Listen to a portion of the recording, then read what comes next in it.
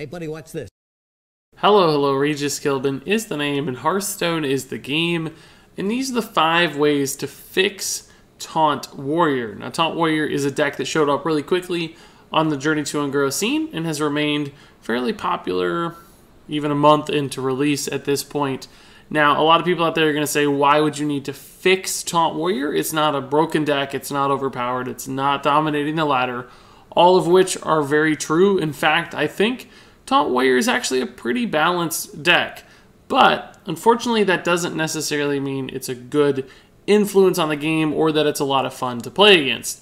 In particular, because of the way Taunt Warrior works, once you've completed your quest, Fireplume's Heart, you've received Sulfuras, and you've activated your new Ragnaros hero power, essentially the game at that point devolves into a series of coin flips, where you basically either hit the right minion with your hero power, because of course it targets someone at random, so you hit like a really valuable minion, or you hit a 1-1.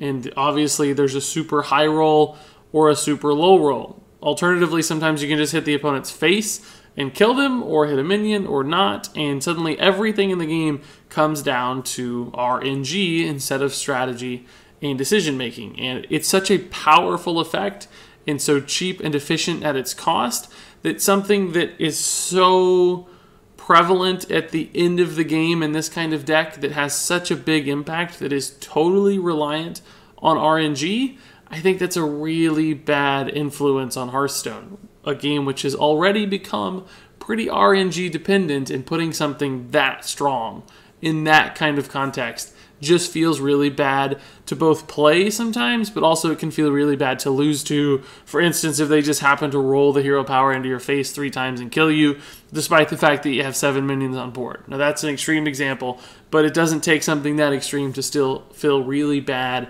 playing against this card. The worst offender of all, I think, are Taunt Warriors versus other Taunt Warriors, where it's just the entire game is decided by coin flips, and at the end of the day, players have very, very little actual influence on what happens in the game. So no, the deck is not overpowered. No, it's not broken. But yes, it can feel bad and frustrating to play against. And there are some ways that I think Blizzard could have designed around the quest completion, Sulfuras, and the hero power to make the deck feel a little bit better to play against. And those are the fixes that I'm proposing here. Not trying to necessarily nerf the card or nerf the deck, but just change the way it operates so that it feels like skill and decision making are having a bigger impact on how the quest actually decides the end of a game. So all of that said, let's go ahead and move into my 5 fixes. Starting off with my first fix, and that would be that you could reduce the hero power's damage output to 4 instead of 8, and you could make it targeted. So essentially, you're reducing the total impact that the hero power can have at any given moment, and you're making it all about skill instead of just RNG. This basically becomes a little bit better than a Frostbolt on demand that doesn't require an actual card. So it'd be much stronger than a real card, which a hero power generally is much weaker than a real card. Of course, the Sulfuras Ragnaros hero power, as it stands today in the game, is considerably better than a real card. I think this would retain that nature where it's still better than a real card like Frostbolt, which arguably one of the best cards available in the game, frankly, as far as a 2-mana spell is concerned. So this becomes Frostbolt, but targeted, free, every turn, consistent damage. If you need to do 12 damage to your opponent's face, you know, you could do it over 3 turns. But if you need to kill smaller minions every turn, you could do that too. So less high roll versus low roll, much more consistent in how it operates. Puts the control back in the player's hands instead of RNGesus's hands. And I don't think this would necessarily be overpowered, and I don't really think it'd be weaker than the 8 damage version that exists today necessarily, just because you would have so much more control and finesse over how you utilize your new hero power. So I think this would retain the deck's strengths and keep it balanced as it stands today, but make it a lot easier to both play around the hero power sometimes, but also control the hero power to your advantage sometimes. And that'd be a really nice thing to see. Moving on to my second suggestion, this is one that basically reduces the total variance in the RNG. It still allows for a little bit of randomness in that theme of Ragnaros's hero power and Ragnaros's effect going off. but puts, again, more control in players' hands and allows people to make actual smart decisions based around the card. So this one would make the hero power alternate between going face and then going for a random minion. So essentially every time you use the hero power on a turn, the following turn, it would do the opposite thing. So it might start out where it hits a minion and you cast it this turn or press the button this turn and it kills one of your opponent's minions, but then on the following turn it will only hit the opponent's face, and then it goes back to a minion the next turn. So essentially you always know what your hero power is going to do. Now that means that you can be much more trusting in your hero power because you know, all right, if I need to clear minions this time, my hero power is going to be there for me, so maybe I don't have to use my weapon charge on this minion. I can rely on a guaranteed 8 damage to a single minion.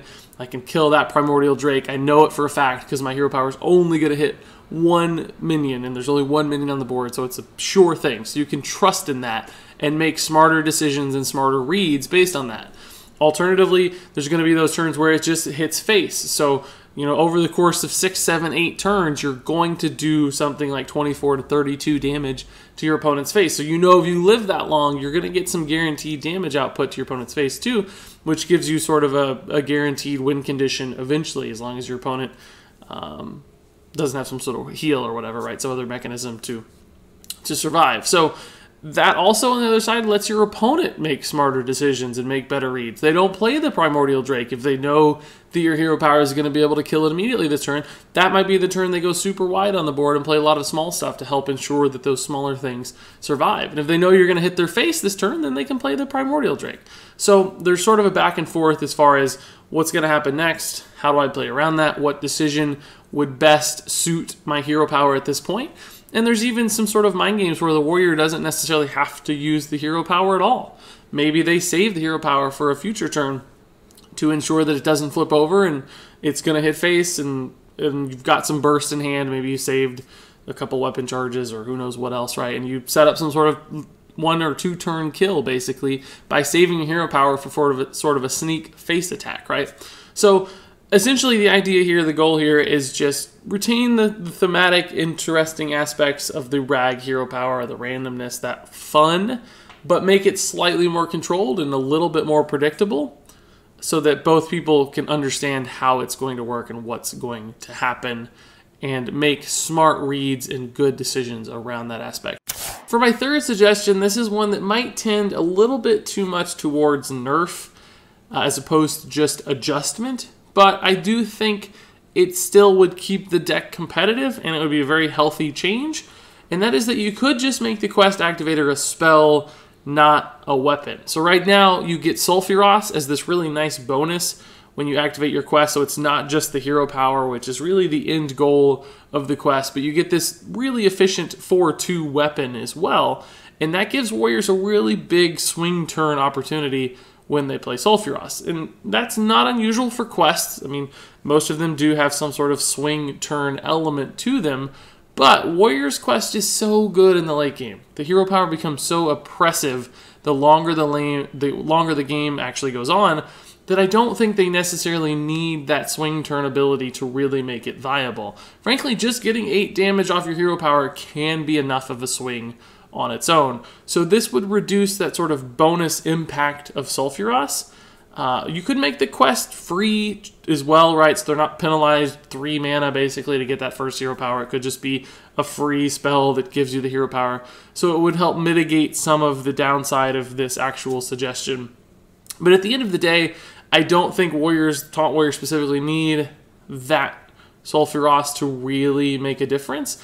And this might encourage them sometimes too just to wait on the quest a little bit to make sure they've stabilized a little bit more, which gives everybody more time to make decisions around the quest and for opponents to actually proactively set up and do something in the meantime, right, and not risk just getting their board entirely blown out by both the hero power and Sulfuros. So yes, admittedly, this could end up being too big of a nerf, and the deck doesn't really necessarily need nerfs. It just needs things that influence its style of play and make it much more reasonable. And I do think this certainly accomplishes that goal. It just might be a little bit too negative for the deck at the end of the day. Moving on to my fourth suggestion, this is one I think is really interesting, but it might take a little bit of work for me to explain.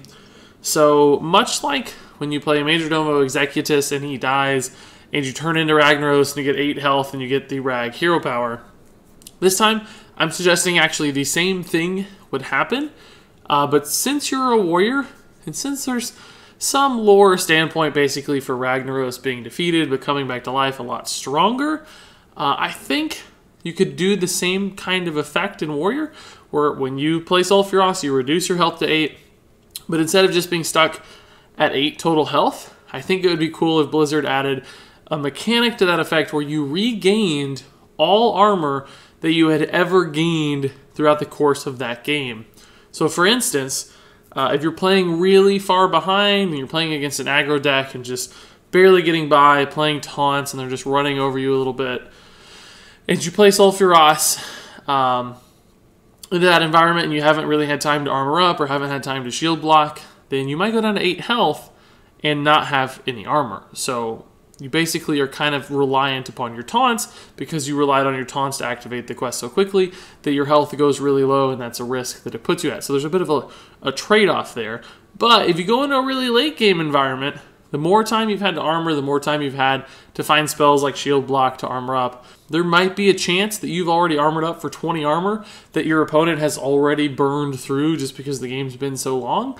When you play Sulfuros, you get 8 health plus you regain that 20 armor, essentially putting you back up to 28, but also doubling the impact of all the armor that you've had so far in the game, which is kind of crazy. So that might feel like a really convoluted kind of mechanic or a weird thing, but let me explain why exactly I think this would be healthy. Essentially, what this does is it kind of has to reshape the way that this deck is played. Right now, I think Taunt Warrior is a little bit too much just curve stone, as it's called, basically where you just play your taunts on curve, you activate your quest, you get a great reward with very little downside, so you don't have to think too much about how the deck is actually constructed and how to play it. But if this change were put into action, I think it would have to make people rethink how they build the deck. I think there'd have to be a bit more defensive focus, a bit more removal. You'd focus on completing the quest a little bit slower than you currently do in the current iteration of Taunt Warrior, and that in itself would make the deck a lot better. Plus, in the right kind of environments, this wouldn't even necessarily be a nerf. This could actually be a buff. Plus, the one thing it rewards is actually using your quest activation later in the game. Right now, there's often very little downside to just using it immediately unless you desperately need 2 armor right now. You're probably 9 times out of 10 gonna use Sulfuros, activate your quest, and go to town. But this rewards some very, very delayed gratification. Basically, you know, waiting 5 extra turns to get 5 extra hero power buttons in and therefore gaining 10 extra armor makes a really big impact if you wait to use Sulfuros, but it may not too. You might just need the 8 damage to your opponent's minions to clear the board. So it gives you some sort of decision making. It gives you the option to play it fast or play it slow dependent upon your needs, and I think that's another way that could really make the deck less boring and less automatic to play, where you just drop the biggest things and go to town as soon as you can. This adds another layer of depth to that, and it really makes it more matchup dependent.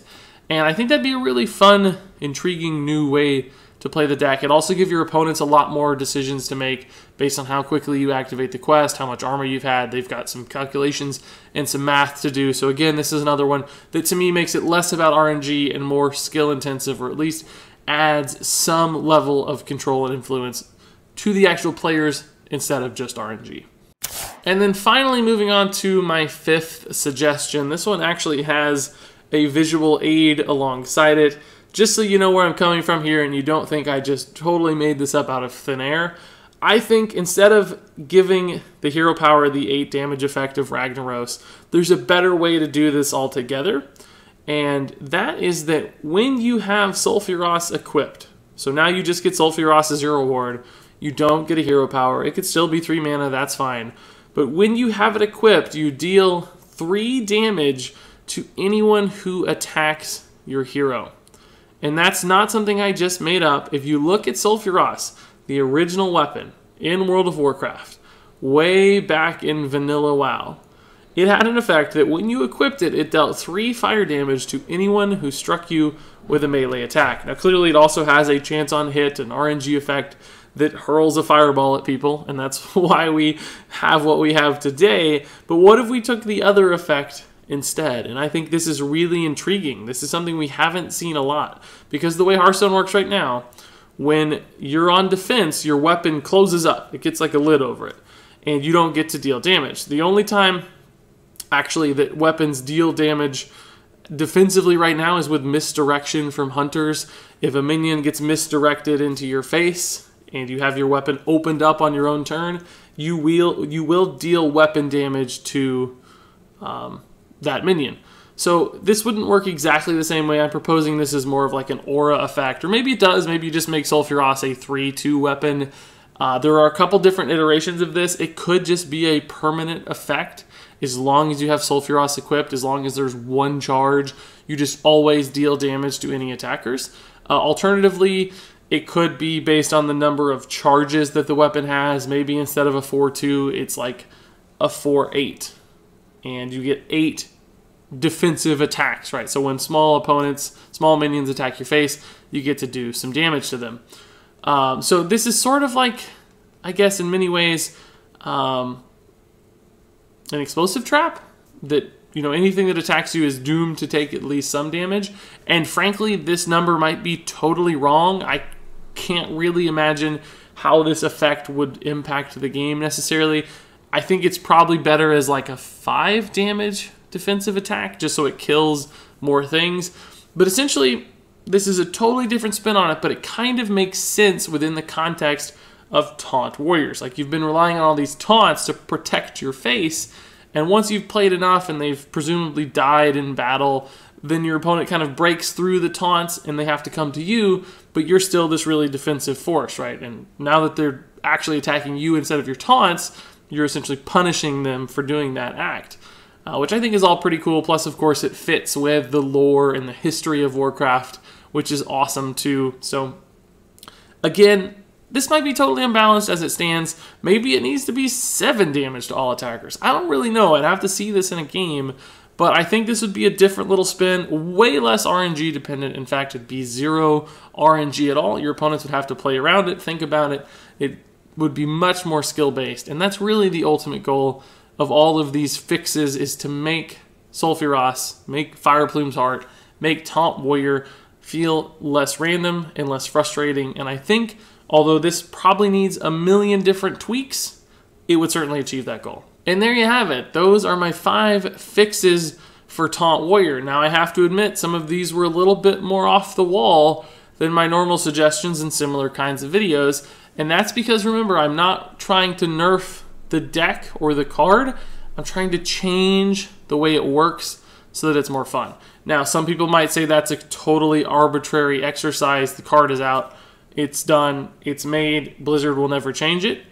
I certainly understand that side of things, but I still think it's a really healthy exercise, and frankly a fun exercise, to go through and look at some of these cards and see how they could have been different, how Blizzard could have thought about some different designs. Maybe our ideas inspire future cards as well in the next expansion or the next 5 beyond that. So it's still good to talk about these things, good to have these discussions, good to hear what each other have to say on these matters so we can all get some bigger insights into the game. So all of that said, I want to hear those insights. I want to hear what you guys have to say. What's your take on Fireplume's Heart? Is it fine as is? Do you not care about the RNG? Or does it need some tweaks here and there? Did I miss a good one? You have a great idea yourself? Share all of that in the comments below. I'll be happy to read all the ideas you guys have. Plus, I know great members of my community out there will engage with you and probably tell you you're wrong, or often tell you you're right as well. So until then, thank you so much for watching, and until next time, game on.